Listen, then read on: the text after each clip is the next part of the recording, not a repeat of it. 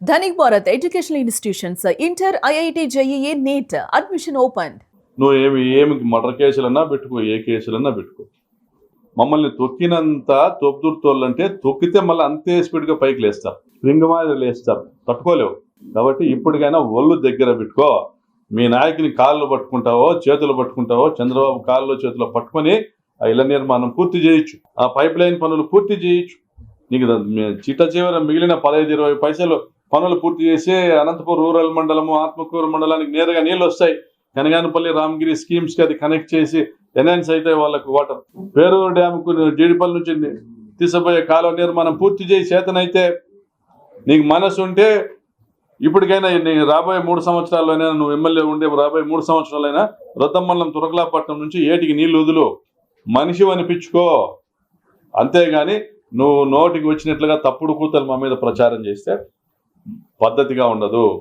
చివరిగా సిపిఐ రామకృష్ణ గారు, మీరు ఈమెకు వంత పాడుతూ ఉన్నారు, గతంలో మీరు కూడా తెలుసుకున్నారు. ఈ మధ్య జాకీ సంస్థ ఆమె ఎమ్మెల్యేగా ఉండగా, ఆమె మంత్రిగా ఉండగా 2018 డిసెంబర్ 25న సాక్షి పేపర్ రాసింది, జాకీ సంస్థ పలాయనము, సేలంకు పలాయనము అనేసి. సేలంకి వెళ్ళిపోయింది అంటే ఆమె ఎమ్మెల్యేగా ఉండగా. ఆమె ఏం చేసింది, ప్రకాష్ రెడ్డి వచ్చినాక జాకీని మేము తరిమి కొట్టినామని మాట్లాడింది మా మీద. నేను దిగిపోయినా కదా, 2 ఏళ్ళు నువ్వేం పీకినావమ్మా, సుంటమ్మా, పిలుచుకురా జాకీని, ఇంకా 3 ఏళ్ళ టైం ఇస్తాం, పిలుచుకురా జాకీని. వాడు వచ్చి ఈడ పరిశ్రమ ఏర్పాటు చేసి మహిళలకు ఉద్యోగ ఉపాధి అవకాశాల కోసమే నేను ఈడ భూమి తీసుకున్నానంటే ఈ పొద్దుకి భూమి వాని పేరుతోనే ఉంది, పిలుచుకొని రా. నువ్వు రోజుకు ఒక కథ, రేమండ్ వస్తుంది, ఆమండ్ వస్తుంది, ఈమండ్ వస్తుంది, ఇవి కాదు మాట్లాడాల్సింది. నువ్వు జాకీని పిలుచుకొని రా, ఈరోజు ఏర్పాటు చేయి. మళ్ళీ 2 ఏళ్ళు ఏం చేసినావు, ఏం గాడిద పనులు దొమ్ముతా అంటివా, తీసుకొని రా. నీకు చేతనైంది నువ్వు చెయ్యి. మీ ప్రభుత్వం అధికారంలో ఉంది, పక్కన మీకు మంత్రి ఉంది, ఆయన సహకారం తీసుకో. మీ ఆయన మీ పరిటాల రవి విగ్రహం పెట్టింది పక్కన సవితమ్మ, ఆయన సహకారం తీసుకో. పయ్యావుల కేశవ్ ఉన్నాడు ఆర్థిక మంత్రి, ఆయన సహకారం తీసుకో. పో, వాళ్ళ చేతులు పట్టుకుంటావు, కాళ్ళు పట్టుకుంటావు. సత్యకుమార్ ఉన్నాడు బీజేపీలో, వాళ్ళ చేతులు పట్టుకుంటావు, కాళ్ళు పట్టుకుంటావు, పోయి చేసుకో, పనులు చేయి. అంతేగాని రేపొద్దున ఏదో నీకు జనాలు ఓట్లు వేయరు అంటేనే నువ్వు మమ్మల్ని తక్కువ చేసి చూపిస్తే నీకు ఓట్లు వేయరు. రాబోయే పంచాయతీ ఎలక్షన్లు కూడా చెప్తానని నేను ఈరోజే, పంచాయతీ ఎన్నికల్లో ప్రతి పంచాయతీలో మా అభ్యర్థి ఉంటాడు, ప్రతి పంచాయతీలోనూ మేము తిరుగుతాం, ప్రతి పంచాయతీలోనూ మేము అభ్యర్థిని పెడతాం, పోటీ పెడతాం, మేము గెలుస్తాం కూడా. మీరు మా గన్మెన్లు తొలగించి మా మీద అక్రమ కేసులు పెట్టి మీరు ఏం చేసినా మేము తగ్గేదే లేదు. మా ప్రభుత్వంలో నీకు ఒత్తాసు పలికే వాళ్ళు చాలా మంది ఉన్నారు కాబట్టి, అయ్యో ఆయమ్మ భర్తను కోల్పోయింది అని నీ గురించి, అయ్యో తండ్రిని కోల్పోయినాడని నీ కొడుకు గురించి చెప్పేవాళ్ళు ఉన్నారు కాబట్టి, మా బోలా శంకరుడు మా పెద్దాయప ఆయన నీకు గన్మెన్లు 2+2, నీ కొడుకు గన్మెన్లు ఇచ్చినారు 1+1. నీ కంకర మిషన్లు నడిపించినారు, నీకు నీ క్వారీ లీజులు ఎక్స్టెండ్ చేసినారు, నీ గ్రానైట్ లీజులు కొత్త లీజులు ఇచ్చినారు, నీకు నీ బినామీలకి, నీకు పాత లీజులు ఎక్స్టెండ్ చేసినారు. మీకు ఏపీఐసి నిధులతో మీ భూములు కియా ఫ్యాక్టరీ దగ్గర నువ్వు నీ అక్రమ సంపాదనతో కన్నా 170 ఎకరాల భూములకు రోడ్లు వేయించింది మా ప్రభుత్వం. ఇప్పుడు గోడౌన్లు కట్టుకుని నెలకు ₹1 నీకు బాడీలు వస్తున్నాయి. అనంతపురంలో శాంతి థియేటర్ పక్కన పెద్ద కాంప్లెక్స్ కట్టినా ఆగమేఘాల మీద మాకున్నటువంటి ఇక్కడ అధికారులు నాయకులు నీకు అప్రూవల్స్, పర్మిషన్స్, నువ్వు ఏం డీవియేషన్స్ ఉన్నాయి కానీ చేసినారు. నీకు రాచమార్గం వేసింది మా ప్రభుత్వం. మరి నువ్వు ఎవరి కాళ్ళు పట్టుకున్నావో ఏమో, మరి నువ్వు పట్టాల రవి పెళ్ళానివి కదా, ఎవరి కాళ్ళు పట్టుకున్నావో ఏమో, నీకు అన్నీ జరిపినారు. ఈసారి అట్లుండదు. మళ్ళీ మేమే వస్తాం, మా జగనన్న ముఖ్యమంత్రి అవుతాడు, నేను ఎమ్మెల్యే అవుతా, కానీ ఈసారి అట్లుండదు. మీ అక్రమ మార్గాలన్నీ కూడా బంద్ అవుతాయి, అక్రమ ఆదాయ మార్గాలు బంద్ అవుతాయి. మీ దుర్మార్గాలకు ఫుల్ స్టాప్ శాశ్వతంగా పడుతుందని హెచ్చరిస్తూ, నోరు హద్దులో పెట్టుకో. మాట్లాడటం నీకే కాదు మాకు వచ్చు. నీ నాలుక చీరే రోజు దగ్గరలో ఉందని మహిళలు చెప్తా ఉన్నారు, తస్మాత్ జాగ్రత్త. వెన్నుపోటు దినంగా 2 ఏళ్ల పాలన, చంద్రబాబు వెన్నుపోటు పరిపాలనగా రాష్ట్ర వ్యాప్తంగా వైఎస్ఆర్సీపీ శ్రేణులు వీధుల్లోకి వచ్చి చంద్రబాబు బూటకపు మేనిఫెస్టోని, అబద్ధాల పుట్టను, అబద్ధాల చిట్టాని చింపేసి కాల్చేసి ప్రజల్లో నిరసన తెలిపిన సందర్భంగా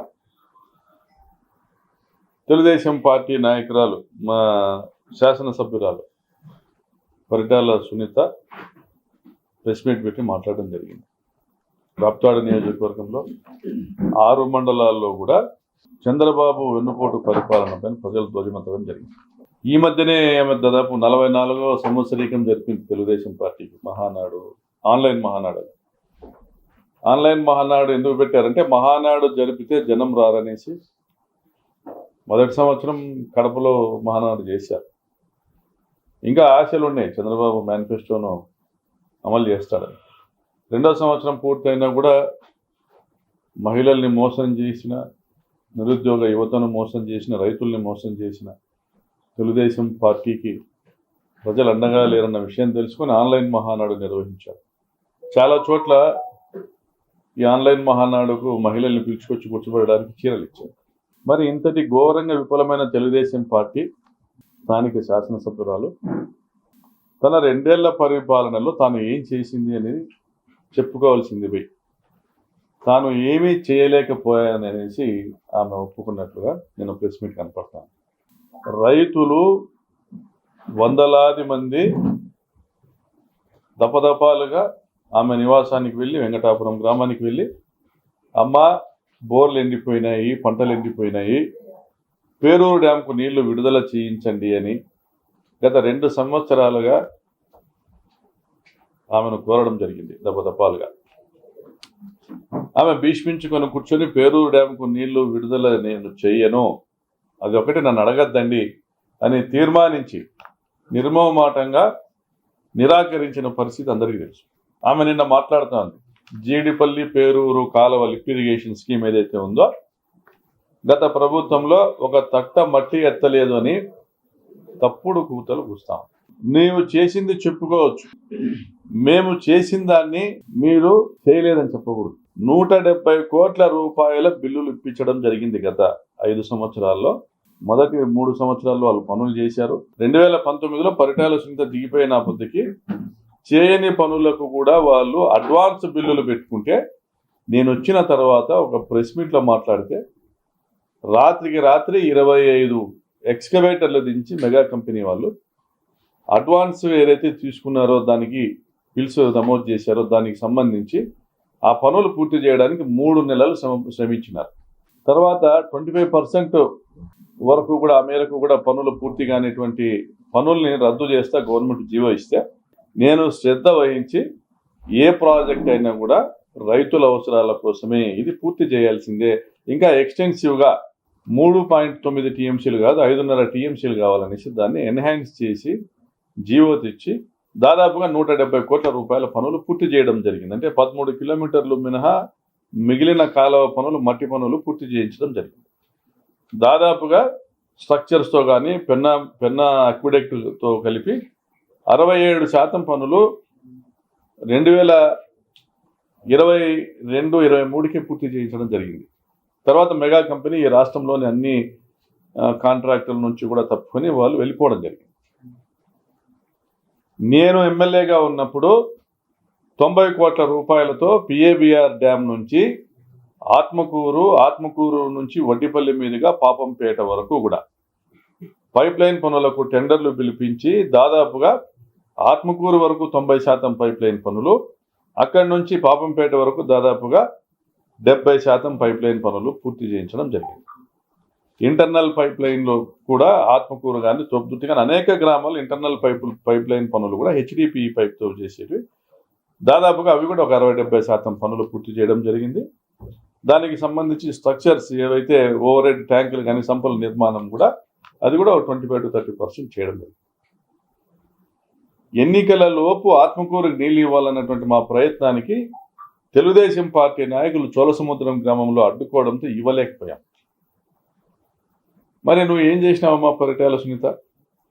ఈ 2 సంవత్సరాలలో కూడా ఇంతటి వేసవిలో కూడా ఇంతటి తాగునీటి ఎద్దడున్న కాలంలో కూడా ఆత్మకూరులో బిందెలతో నీ కాన్వాయ్ని ప్రజలు అడ్డుకున్నా కూడా సిగ్గు లేకుండా ముందుకెళ్ళిపోయినావు తప్ప కేవలం 10 పైసలు మేము చేసినటువంటి 90% పైప్ లైన్ పనులకు 10% బ్యాలెన్స్ కంప్లీట్ చేసింటే ఆత్మకూరుకు నీళ్ళు ఇచ్చేదాన్ని. ఎందుకు చేయలేదు? నీలో చిత్తశుద్ధి లోపించా, లేక నువ్వు ఆశించినంత కమిషన్లు ఇవ్వలేదనే? శాంక్షన్ చేసింది, టెండర్లు పిలిపించింది, 90% పైప్ లైన్ పనులు పూర్తి చేసింది మేము. మరి నువ్వేం చేసావు? మరి ఈ రోజు కూడా కగలపల్లి కాలనీ కానీ, పాపంపేట కానీ, రాచానపల్లి కానీ నీటికి కటకటలాడుతున్నారు. కురుగుంట వైఎస్ఆర్ కాలనీలు కానీ, ఎన్ఆర్ కాలనీలు కానీ నీటికి కటకటలాడుతున్నారు. నువ్వు ఏం సాధించినావు? నువ్వు ఏదైతే జీడిపల్లి పేరూరు లిఫ్ట్ ఇరిగేషన్ స్కీమ్ని నువ్వు భూమి పూజ చేసి పనులు మొదలు పెట్టించావో, తర్వాత వచ్చిన ఎమ్మెల్యేగా నేను వాటిని రద్దుపరచకుండా కన్స్ట్రక్టివ్గా ఆలోచన చేసి ముందుకు సాగించాం పనులు. అదేవిధంగా నేను తీసుకొచ్చినటువంటి పిఏబిఆర్ డ్యామ్ నుంచి 110 గ్రామాలకు 90 కోట్లతో డ్రింకింగ్ వాటర్ స్కీమ్ ఏదైతే ఉందో, అది ఎందుకు నువ్వు పనులు చేయించట్లా? నీ కమిషన్ల కోసం ఈరోజు తాగునీటికి దాదాపుగా 110 గ్రామాల ప్రజలు తాగునీటికి కటకటలాడేలా చేస్తావా? మరి నీ 2 సంవత్సరాలు నువ్వు ఏం చేసావు?